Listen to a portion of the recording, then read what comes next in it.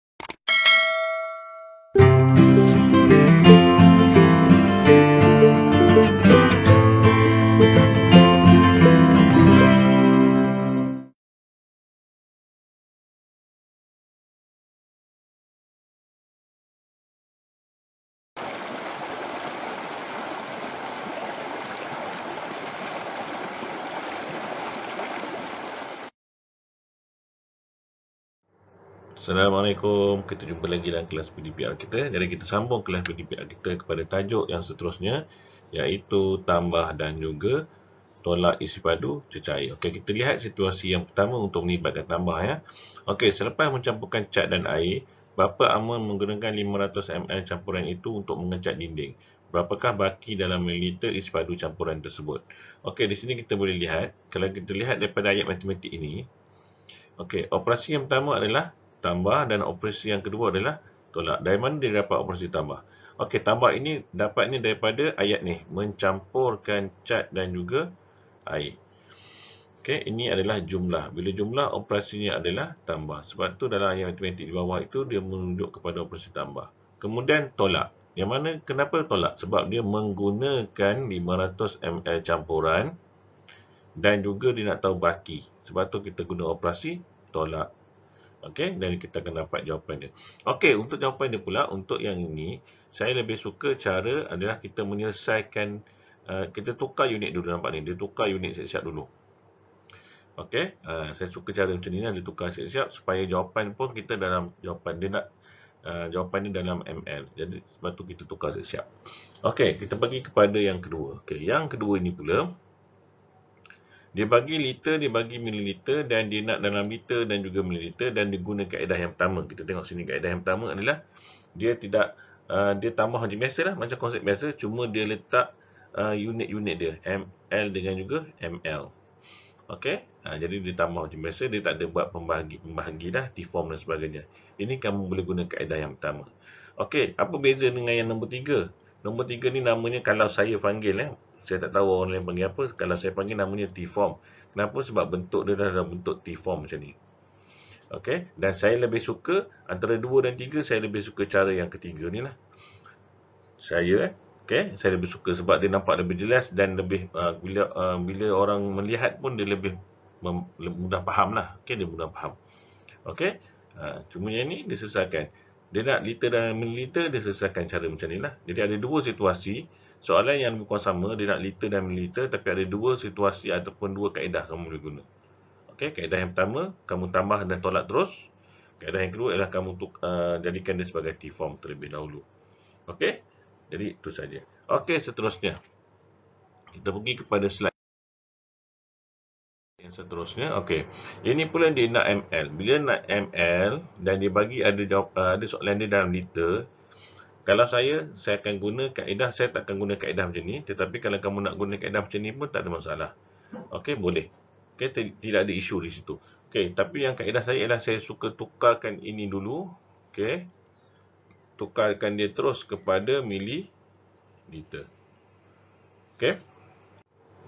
Okey, jadi saya tukarkan dia terus kepada mililiter supaya sebab di hujungnya nanti dia nak jawapannya dalam mililiter. Jadi lebih senang kita tukarkan terlebih dahulu. Jawapannya sama juga, kamu akan dapat 5290. Sama je. Cuma yang beza ni dia buat T-form dulu. Dia selesai cara T-form. Okey. Kamu boleh guna mana-mana. Okey. Boleh macam tu? Jadi kita teruskan kepada latihan. Kita pergi kepada latihan. Okey, latihan yang mana? Latihan yang ni yang kita akan buat. Okey, yang uji diri ni. Okey. Tapi sebelum tu saya nak masuk dulu sekilas fakta. Okey, sekilas fakta kita tengok dulu sini. unit gallon, quart dan pint masih digunakan untuk menyatakan isi padu. Okey, dia masih boleh gunakan 4 gallon, tapi biasa saya akan guna gallon lah. Okey, quart ini kita jarang guna. Okey, tapi ada guna tapi kita jarang. Mungkin dalam kilang-kilang ataupun pembuatan, industri pembuatan dia ada buat ini lah. Gallon ni biasalah. Biasa kita akan guna kadang-kadang di kampung-kampung. Memang biasa dengar perkataan gallon ni. Okey, jadi kita pergi kepada latihan dulu. Okey, kita tengok latihan yang pertama, 4 liter. 4 liter tambah 83 ml, tolak dengan 765, dia nak dalam mililiter. Okay, bila nak dalam mililiter, apa yang tugas saya? Kalau saya tukarkan terus dia kepada yang ini yang saya bulatkan ni kepada mililiter. Jadi dia akan jadi 4000 tambah dengan 83, dia akan jadi 4000 ml tambahkan dengan 83 ml. Jadi kamu akan dapat sini adalah 4083 ml. Okey, seterusnya kita akan tolak 4083 ml tolakkan dengan 765 ml.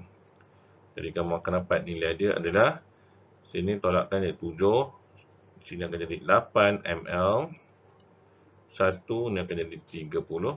Jadi jawapannya adalah 3318 ml. Itu yang pertama. Okey, yang kedua. Yang kedua, dia nak dalam liter dan juga mililiter. Jadi saya tukarkan dia kepada T-form. Jadi cara dia ialah saya kira 1, 2, 3 dan saya gariskan. 1, 2, 3 dan saya gariskan. Ini kaedah cepat. Okey, kaedah yang biasanya, kaedah yang betulnya adalah kamu kena bahagikan dengan 1000 lah. Okey, bahagikan dengan 1000. Okey, gerak titik lah, gerak titik. Ataupun buang sifar. Okey, mana-mana boleh. Okey, ini saya guna cara cepat. Tapi kamu kena faham ialah 1 liter bersamaan dengan 1000 mililiter. Itu je konsep dia. Okey, nota yang perlu diingat. Jadi bila kita buat T-form, dia akan jadi macam ni lah. T-form. Sini akan jadi liter, sini akan jadi mililiter. Okey, 8070. Ini tolakkan dengan 4210. Okey. Di sini dia tak cukup. Okey, 70 tolak 210 tak boleh. Jadi kena minta sebelah. Sini akan jadi 7, sini akan jadi 1000.